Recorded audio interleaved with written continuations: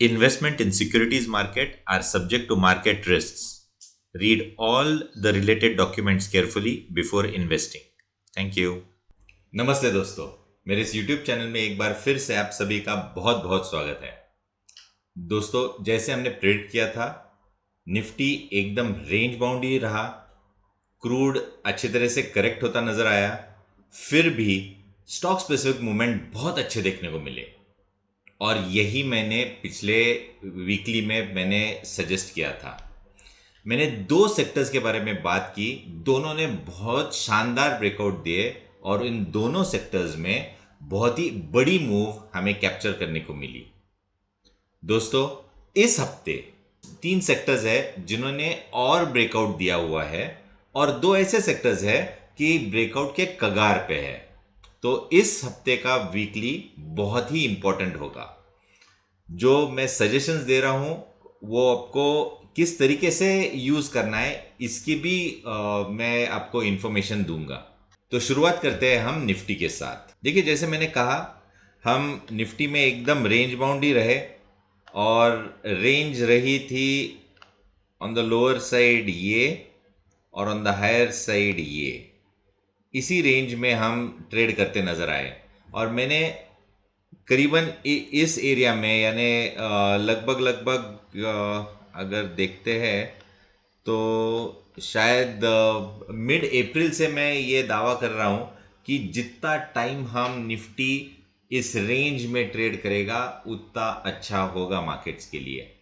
और मेरे ख्याल से ये जो साइडवेज मूव है ये स्ट्रेंथनिंग वाली मूव है, बिकॉज ओवरऑल अगर मार्केट देखते हो तो बहुत अच्छा मोमेंटम बना हुआ है। मेरा अभी भी निफ्टी के लिए मानना है कि इसी रेंज में ट्रेड करता नजर आएगा।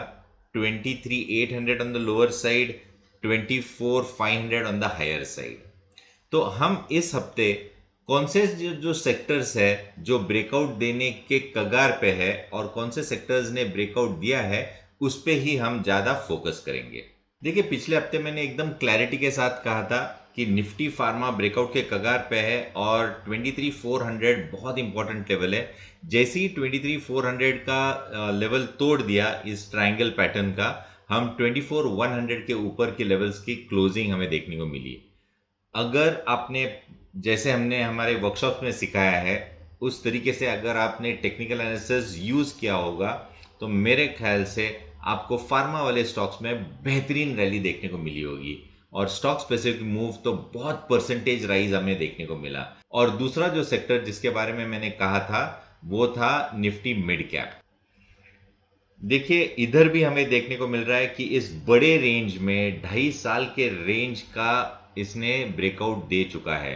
तो इधर भी हमें बहुत बड़े मार्केट आउट परफॉर्मेंस देखने को मिलेंगे और हमने ऐसे कई स्टॉक्स देखे हैं कि जो पिछले 15 दिनों में 28, 30, 35% के रिटर्न्स दिलाते नजर आ गए।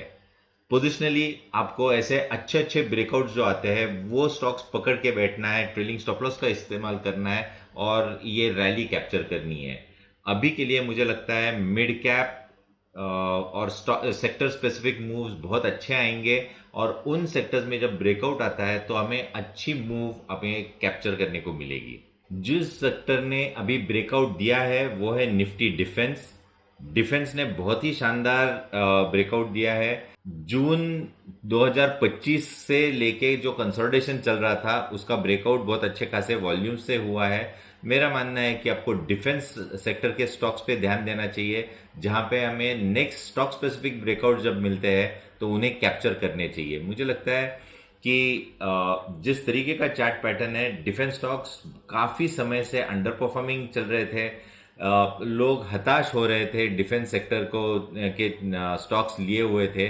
तो मेरा मानना है कि अब अगर किसी ने हायर लेवल्स में बाय किया हुआ है और अभी अगर वही स्टॉक फ्रेश ब्रेकआउट निचले स्तरों पे दे रहा है तो एक बहुत अच्छी एवरेजिंग की अपॉर्चुनिटी होगी।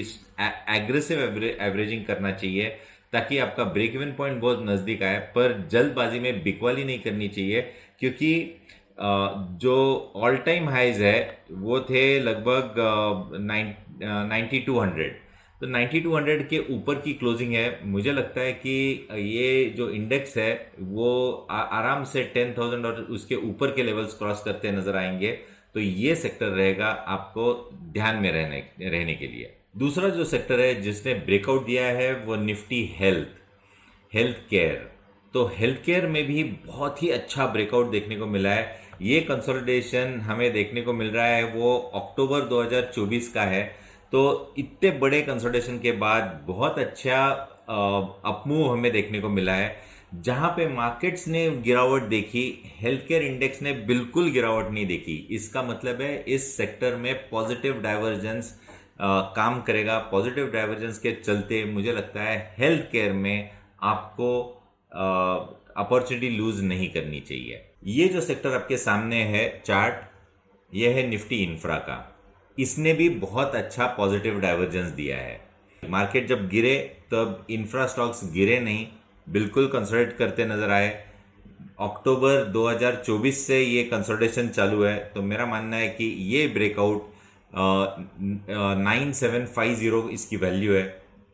इसके ऊपर जब चलेगा तब इंफ्रा स्टॉक्स आपको आउट परफॉर्मेंस दिलाते नजर आ जाएंगे।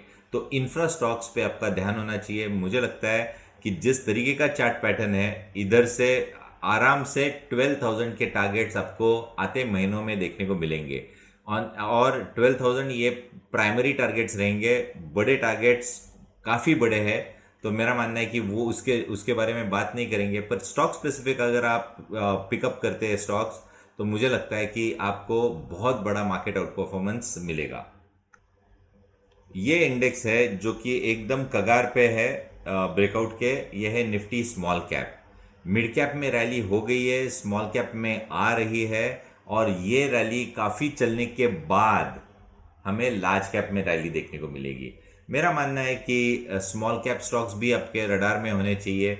जहाँ जहाँ ब्रेकआउट्स आ रहे हैं वहाँ पे आपको उस पर नज़र रखनी चाहिए और आपके पोर्टफोलियो में वो स्टॉक्स आने चाहिए।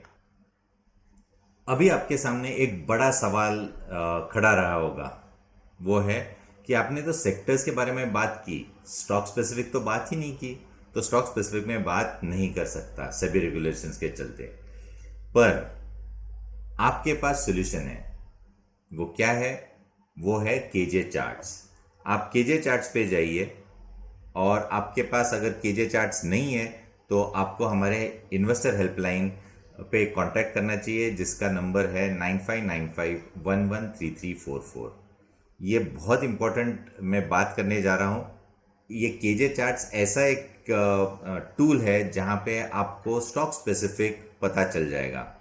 ये जो सेक्टर है इसको क्लिक करना है और जो जो मैंने सेक्टर्स की बात की, फर्ज करो मैंने स्मॉल कैप के बारे में बात की, तो अगर आप इसमें क्लिक करोगे तो ये जो लिस्ट है, मैं दिखाता हूँ स्मॉल कैप, ये लिस्ट चेंज होती नजर आएगी। ये सारे स्टॉक्स है जो अभी स्मॉल कैप के स्टॉक्स आ गए, ये सारे।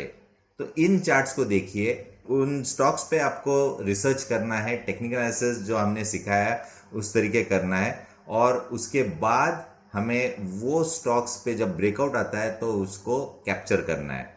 जैसे मैंने, अगर हम कंजम्पशन के बारे में बात करेंगे तो कंजम्पशन के स्टॉक्स अगर क्लिक करते हैं तो ये सारे स्टॉक्स है वो कंजम्पशन में है। तो इस तरीके से अगर आप काम करते हैं तो उनके चार्ट्स, जैसे अभी कंजम्पशन में पहले अदानी पावर आ गया, मैंने उसको किया तो अदानी पावर का चार्ट देखने को मिल रहा है। अभी अपोलो हॉस्पिटल का आ गया। तो इस तरीके से आपको पूरे स्टॉक्स मिल जाएंगे, जिसके कारण आप इजी स्टडी कर पाओगे और आपको एक आउट परफॉर्मेंस मार्केट में जो मिलता है वो मिलता नजर आएगा। दोस्तों, ये बहुत इंपॉर्टेंट है समझने के लिए कि किस तरह से रिसर्च की जाती है। दोस्तों, हमने जो प्रोसेस डिफाइन की है टेक्निकल एनालिसिस की, वो प्रोसेस फॉलो करना बहुत इंपॉर्टेंट है। अगर वो प्रोसेस फॉलो करते हो तो आपको सक्सेसफुल इन्वेस्टर होने में कोई नहीं रोक सकता। अब आते हैं हम पुट कॉल रेशो पे। और पुट कॉल रेशो पे चलने से पहले मैं WTI पे बात करना चाहूँगा। WTI क्रूड 95 के आसपास ट्रेड कर रहा है। अगर 100 के ऊपर जाता है तो ही थोड़ी सी तकलीफ है, और 90 के नीचे आता है तो मोमेंटम और बढ़ता नज़र आ जाएगा। तो WTI क्रूड जब तक 95 के आसपास है और अगर PCR 0.7 के आसपास आता है तो आपको लॉन्ग पोजीशंस लेनी चाहिए, आपको एक अच्छी मूव आते दिनों में देखने को मिलेगी। तो राह देखनी है 0.7 के आसपास की, 0.75 से आप एक्यूमुलेशन चालू कर सकते हैं और आते दिनों में आपको जब भी 1.25 1.3 के लेवल्स देखने को मिले तब आपको डिस्ट्रीब्यूशन करना चाहिए निफ्टी के फ्यूचर्स में। तो इस तरीके से आप पीसीआर का यूज़ कर सकते हैं, पर ये मानना बिल्कुल बराबर है कि जब 85 के नीचे आएगा तो आपको 100% इन्वेस्टेड रहना ही चाहिए। थोड़ा सा महंगा मिलेगा, पर मेरा मानना है कि हमने जो पहला 50% जो इन्वेस्ट किया हुआ है वो तो आपका नीचे वाला एवरेज हो गया और वो स्टॉक्स काफ़ी नीचे आ गए हैं। हमने 30-35% की रैली देखी है एवरेज स्टॉक्स में, तो उधर से भी अगर हम बाय करते हैं तो भी दिक्कत नहीं है। हम 5 साल का व्यू लेके हम वो इन्वेस्टमेंट कर रहे हैं, तो मेरा मानना है कि 50% पे अभी अगर 30-35% रिटर्न मिल रहे हैं तो काफ़ी अच्छे रिटर्न्स है और यही स्टॉक्स भी अगले 5 साल आउट परफॉर्म करेंगे, ये मेरा मानना है। और उसके ऊपर अगर कुछ चेंजेस होते हैं तो मैं बिल्कुल आपको इंटीमेट करता नज़र आ जाऊंगा। दोस्तों, इस हफ्ते के लिए इतना ही। अगले हफ्ते वापस एक बार मिलेंगे, तब तक आज्ञा दीजिए। नमस्ते।